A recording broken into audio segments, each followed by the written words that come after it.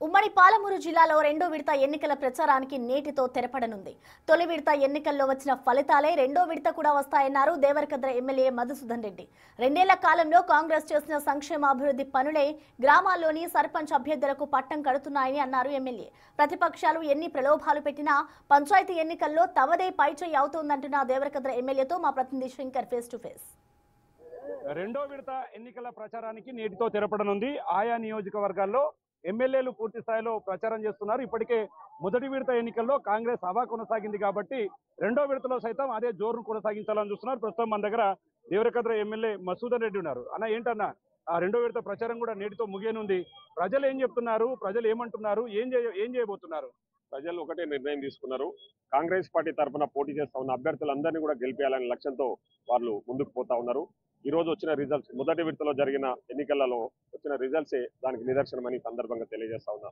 ముఖ్యంగా నా నియోజకవర్గంలో నిన్న మొదటి విడతలో ఒక 2 గ్రామాలలో ఎన్నికలైనాయి. ఆ 2 గ్రామాలు నా నియోజకవర్గానికి సంబంధించిన గ్రామాలే కానీ మహబూబ్నగర్ మండలంలో ఆ 2 గ్రామాలు ఉన్నాయి. ఆ 2 గ్రామాలలో కూడా నిన్న జరిగిన ఎన్నికలలో మా అభ్యర్థులు, కాంగ్రెస్ పార్టీ తరఫున నేను నిలబెట్టిన అభ్యర్థులు శేఖరు, తర్వాత అక్కడ ఇంకొక మహిళా అభ్యర్థి ఇప్పలపల్లి నుంచి ఇద్దరు కూడా భారీ మెజార్టీ, ఏదో 50 ఓట్లు 100 ఓట్లు కాదు, 400 పైచిలకు ఓట్లతోన ఇద్దరు సర్పంచ్ అభ్యర్థులు గెలిచిరంటే ఆ రిజల్టే నా నియోజకవర్గం మొత్తం కూడా రిపీట్ కాబోతా ఉంది. రేపు రెండో విడతలో 5 మండలాలు ఉన్నాయి, మూడో విడతలో 3 మండలాలు ఉన్నాయి.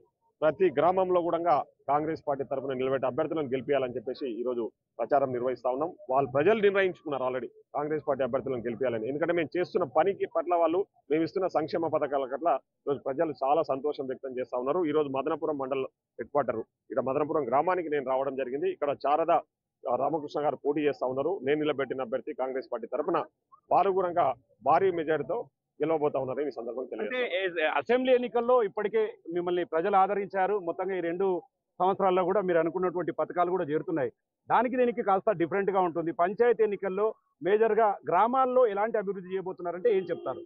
సో అదే చెప్తా ఉన్నాం కదా, గ్రామ అభివృద్ధికి సంబంధించి ఇప్పటికే మేము చాలా సీసీ రోడ్స్, డ్రైనేజెస్ ఇప్పటికే ఈ 2 years లో చాలా కంప్లీట్ చేసినాం. ముఖ్యంగా ఎస్సీ సప్లాన్ కింద కూడా ఎస్సీ కాలనీస్లలో కూడా రోడ్లు వేయడం జరిగింది.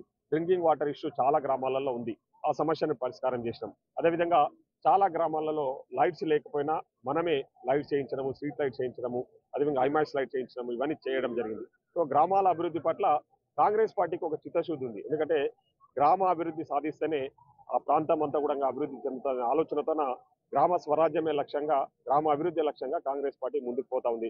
దానికి సంబంధించిన నిధులు కూడా ప్రభుత్వం ఇవ్వడానికి సిద్ధంగా ఉంది. ఈరోజు మా సర్పంచులందరూ కూడా గెలిచి నేను ఒకటే చెప్తా ఉన్నా, ప్రజలందరూ కూడా ఈరోజు ఆలోచన ప్రజలు చేస్తా ఉన్నారు. అయినా కూడా నేను మళ్ళీ చెప్పాలన్న ధర్మం కాబట్టి ఈరోజు అధికార పార్టీ తరఫున నిలబడ్డ అభ్యర్థులు గెలిపిస్తే ఆ గ్రామ అభివృద్ధి ఏ ఆటంకం లేకుండా ముందుకు పోతుంది. అదేవిధంగా ఒకవేళ అవతల వ్యక్తులను గెలిపిస్తే వాళ్ళు ఎక్కడనో దగ్గర అడ్డుపడి అభివృద్ధిని అడ్డుకునే ప్రయత్నం చేస్తూ ఉంటారు. కాబట్టి దయచేసి ఈరోజు మన ప్రజాప్రభుత్వంలో గౌరవ ముఖ్యమంత్రి గారు చాలా గొప్పగా నిర్ణయాలు తీసుకొని ముందుకు పోతా ఉన్నారు. మన జరిగిన తెలంగాణ రైజింగ్ గ్లోబల్ సమ్మిట్ ఎంత గ్రాండ్ సక్సెస్ అయిందో మీరు చూసిరు.